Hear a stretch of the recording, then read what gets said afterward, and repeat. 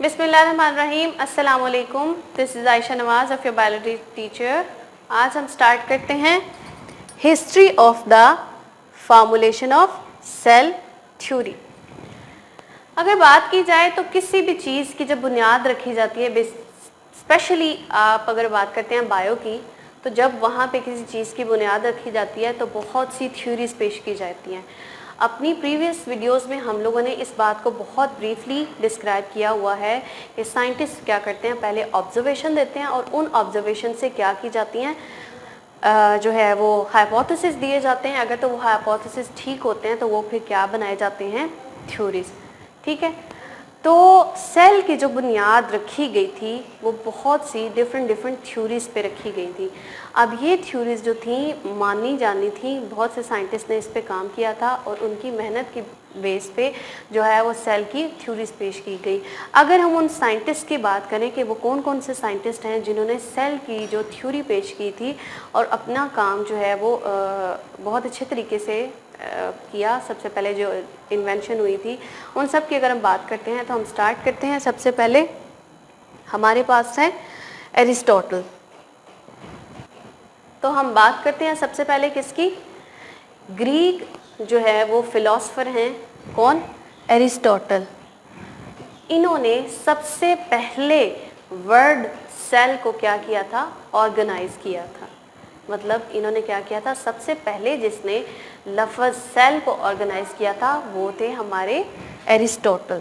ठीक है, उसके बाद जब इस पे फर्दर काम होता रहा तो हमारे पास क्या थे, एक ब्रिटिश जो थे साइंटिस्ट थे रॉबर्ट हुक। 1665 में इन्होंने क्या किया था, एक्सपेरिमेंट किया था। अब एक्सपेरिमेंट क्या था, एक्सपेरिमेंट ये था कि इन्होंने एक कॉक लिया था, कॉक की लेयर ली, उसको क्या किया, अंडर माइक्रोस्कोप जब उसको ऑब्जर्व किया तो उन्होंने देखा छोटे छोटे खाने हैं। ठीक है, क्या है, छोटे छोटे खाने बने हुए हैं और वो उन्होंने उन खानों को किस से रिजेंबल किया, जस्ट लाइक हनी कॉम, जैसे मक्खी के, शहद की मक्खी के छत्ता होता है जिसमें छोटे छोटे सेल्स बने होते हैं। तो इन्होंने क्या किया कि इसको उसके साथ रिजेंबल किया और इसको सेलुला के नाम से जो है वो इंट्रोड्यूस करवाया। तो ये था काम किनका, हमारे जो बोटेनिस्ट जो थे, ब्रिटिश साइंटिस्ट थे रॉबर्ट हुक। 1665 में इनका ये काम था। ठीक है, अगर हम फर्दर मूव करते जाएं, साइंटिस्ट का काम देखते जाएं तो इनके काम को फर्दर बेस बना के जो थे हमारे पास एंटोनी वान लीवनहुक। एंटोनी वान लीवनहुक ये एक नेचुरलिस्ट थे। इन्होंने क्या किया कि एक टर्म ऑर्गेनाइज करवाई जिनमें इन्होंने सेल्स को बहुत अच्छे तरीके से बयान किया। तो उस टर्म को क्या इन्होंने नाम दिया, एनिमलक्यूल्स। ठीक है, इन्होंने इसको ऑर्गेनाइज किया। अगर हम फर्दर सेंचुरीज एंड हाफ बात करें, आगे अगर मूव करते जाएं तो हम देखते हैं कि हमारे पास क्या है, जीन बैप्टाइस्ट डी लामार्क। ये एक क्या है, साइंटिस्ट हैं, बायोलॉजिस्ट हैं, जिन्होंने क्या किया 1809 में अपना काम जो है वो पेश किया। जीन बैप्टाइस्ट इन्होंने क्या किया, अपना काम पेश किया। अब इनका काम क्या था, काम इनका ये था कि इन्होंने कहा कि जितने भी सेल्स हैं टिश्यूज से मिलके बने हैं। अगर तो सेलुलर टिश्यूज हैं किसी भी ऑर्गेनिज्म के अंदर, किसी ऑर्गेनिज्म के अंदर सेलुलर टिश्यूज प्रेजेंट हैं तो वो ऑर्गेनिज्म एग्जिस्ट करता है।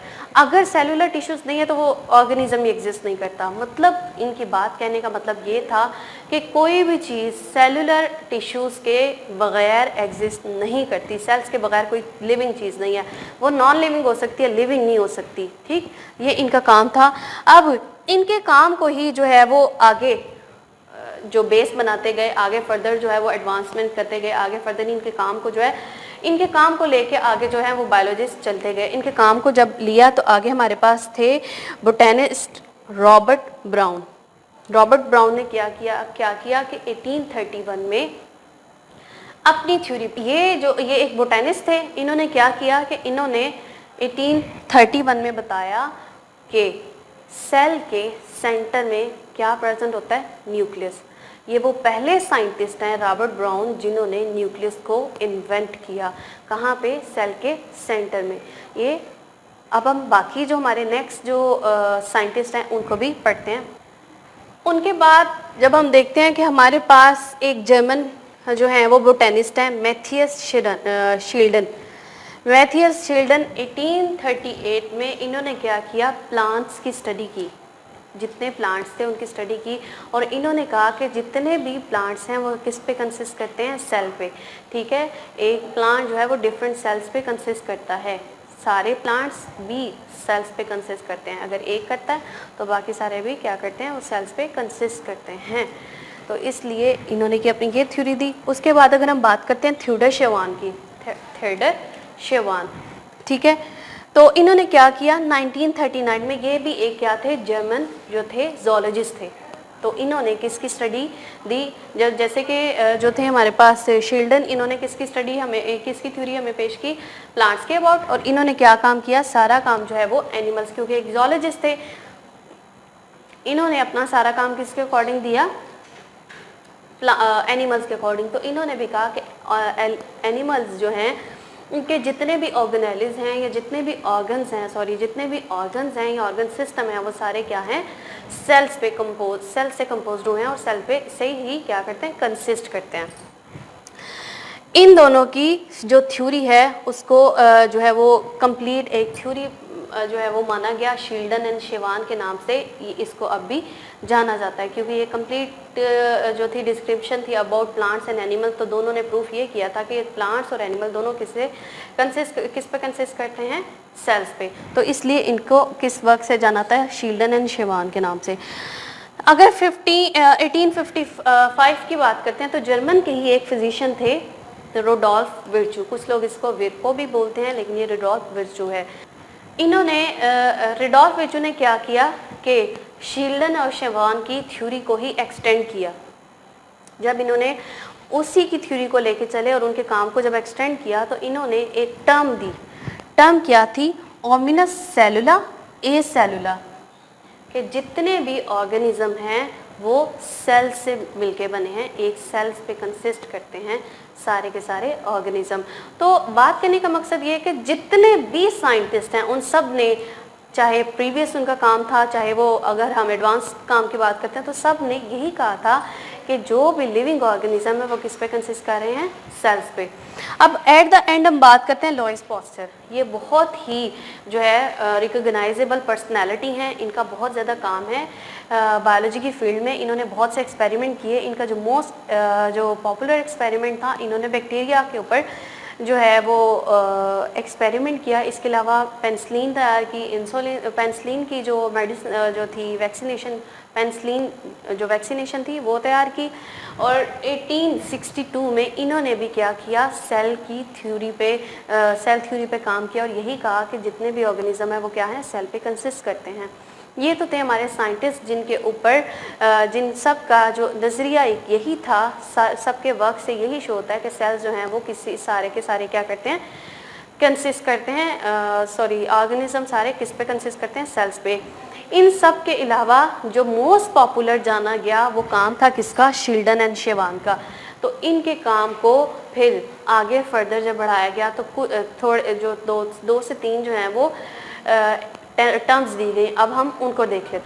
अब हम बात करते हैं शील्डन एंड शेवान की जो थ्योरी थी जिसको एक्सटेंड किया गया, और उसमें से कुछ पॉइंट्स जो थे वो हमारे पास ये हैं। इनमें सबसे पहला पॉइंट आप देखें, all organism composed of one or more cells. तो जितने भी साइंटिस्ट थे उनका भी यही नज़रिया था कि हमारे पास जितने ऑर्गेनिज्म हैं वो एक या एक से ज़्यादा सेल से मिलके बने हुए हैं।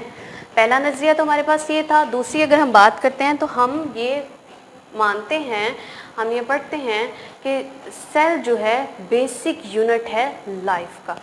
ठीक है, हमारे पास जितनी भी लाइफ हैं, फॉर एग्जांपल यूनिसेलर या फिर मल्टी सेलर ऑर्गेनाइजेशन, जितनी भी ऑर्गेनाइजेशन है उनका जो बेसिक यूनिट है वो क्या है, सेल। तो दूसरा हमारे पास टाइप ही यही है कि बेसिक यूनिट है सारी की सारी ऑर्गेनाइजेशन का, और ये क्या है, स्मॉलेस्ट जो है वो सेल्स जो हैं वो स्मॉलेस्ट लिविंग थिंग है, किसी भी ऑर्गेनिज्म की सबसे छोटा हिस्सा है। ठीक है, अगर हम लास्ट और थर्ड की बात करते हैं तो कहा यह जाता है कि सेल्स जो हैं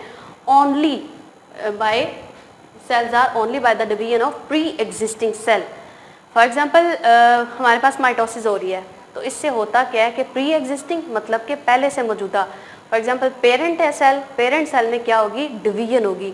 जब पेरेंट सेल में डिवीजन होगी तो वो क्या हो जाएगा, एक सेल से किस में कन्वर्ट हो जाएंगे, 2 सेल्स में। हमारे पास 2 न्यू सेल्स एग्जिस्ट करेंगे।